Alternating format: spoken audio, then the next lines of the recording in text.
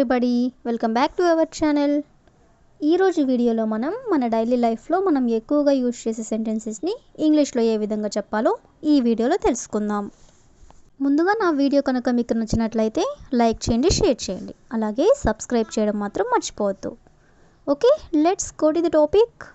First one, జనరల్గా ఇలా అంటుంటారు కదా, మాలో ఎవరు అక్కడికి వెళ్ళలేదు, లేదా మాలో ఎవరు అది గమనించలేదు, లేదా మాలో ఎవరు ఆమెతో మాట్లాడలేదు, ఇలా అంటుంటారు కదా. అంటే మాలో ఎవరు అనే వర్డ్ని మనం చాలా సందర్భంలో యూజ్ చేస్తూ ఉంటాం కదా. సో ఈ వర్డ్కి సంబంధించిన మరికొన్ని ఎగ్జాంపుల్ సెంటెన్సెస్ అనేవి చూద్దాం. ఫస్ట్ వన్, మాలో ఎవరు అతన్ని పిలవలేదు. మాలో ఎవరు కూడా అతన్ని పిలవలేదు అని చెప్పాలనుకున్నప్పుడు దీన్ని ఇంగ్లీష్లో none of us called him.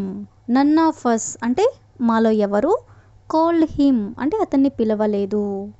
See the next one, మాలో ఎవరికి మాట్లాడే ధైర్యం లేదు. మాలో ఎవరికి కూడా మాట్లాడే ధైర్యం లేదు అని అంటూ ఉంటారు కదా. దీన్ని ఇంగ్లీష్లో none of us has the courage to speak. None of us has the courage to speak అంటే మాలో ఎవరికి కూడా మాట్లాడే ధైర్యం లేదు. సీ ద నెక్స్ట్ వన్, మాలో ఎవరు ఆ తప్పుని గమనించలేదు.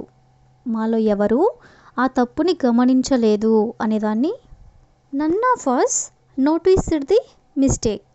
నన్ ఆఫ్ us అంటే మాలో ఎవరు నోటీస్డ్ ది మిస్టేక్ అంటే ఆ తప్పుని గమనించలేదు. సీ ద నెక్స్ట్ వన్, మాలో ఎవరు ఆ ఫంక్షన్కి వెళ్ళలేదు. మాలో ఎవరు కూడా ఆ ఫంక్షన్కి వెళ్ళలేదు అని ఇలా అంటూ ఉంటారు కదా. దీన్ని ఇంగ్లీష్లో none of us went to that function. None of us went to that function అంటే మాలో ఎవరు ఆ ఫంక్షన్కి వెళ్ళలేదు. సీ ద నెక్స్ట్ వన్, మాలో ఎవరు చదువుకోలేదు. మాలో ఎవరు చదువుకోలేదు అని చెప్పాలనుకున్నప్పుడు none of us are educated. None of us are educated అంటే మాలో ఎవరు చదువుకోలేదు. సీ ద నెక్స్ట్ వన్, మాలో ఎవరు అతన్ని క్షమించలేదు. మాలో ఎవరు అతన్ని క్షమించలేదు అని చెప్పాలనుకున్నప్పుడు none of us forgave him. None of us forgave him అంటే మాలో ఎవరు అతన్ని క్షమించలేదు. సీ ద లాస్ట్ వన్, మనలో ఎవరికి వాళ్ళు ఎక్కడుంటారో తెలియదు. మనలో ఎవరికి వాళ్ళు ఎక్కడుంటారో తెలియదు.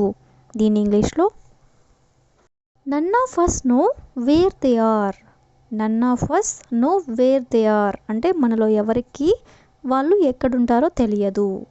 సో ఈ విధంగా మనం మనలో ఎవరికి అనే వర్డ్ని తీసుకొని దానికి సంబంధించిన కొన్ని రిలేటెడ్ ఎగ్జాంపుల్ సెంటెన్సెస్ అనేవి చూసాం కదా. నెక్స్ట్ వన్ చూడండి.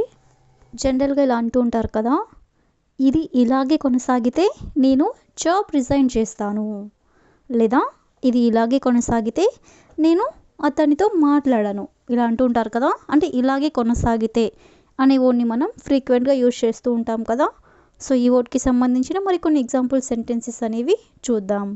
ఫస్ట్ వన్, ఇది ఇలాగే కొనసాగితే మనం తర్వాత చర్య తీసుకోవాలి. ఇది ఇలాగే కొనసాగితే మనం తర్వాత చర్య తీసుకోవాలి. దీన్ని ఇంగ్లీష్లో if this goes on we need to take action soon.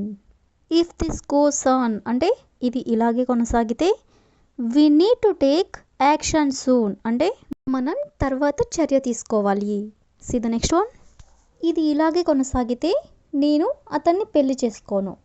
అంటే ఇది గనక ఇలాగే కొనసాగితే నేను అతన్ని పెళ్లి చేసుకోను అని చెప్పాలనుకున్నప్పుడు దీన్ని ఇంగ్లీష్లో if this goes on I won't marry him. If this goes on అంటే ఇది ఇలాగే కొనసాగితే ఐ వోంట్ మ్యారీ హిమ్ అంటే నేను అతన్ని పెళ్లి చేసుకోను. సీ ద నెక్స్ట్ వన్, ఇది ఇలాగే కొనసాగితే నేను నీతో మాట్లాడను.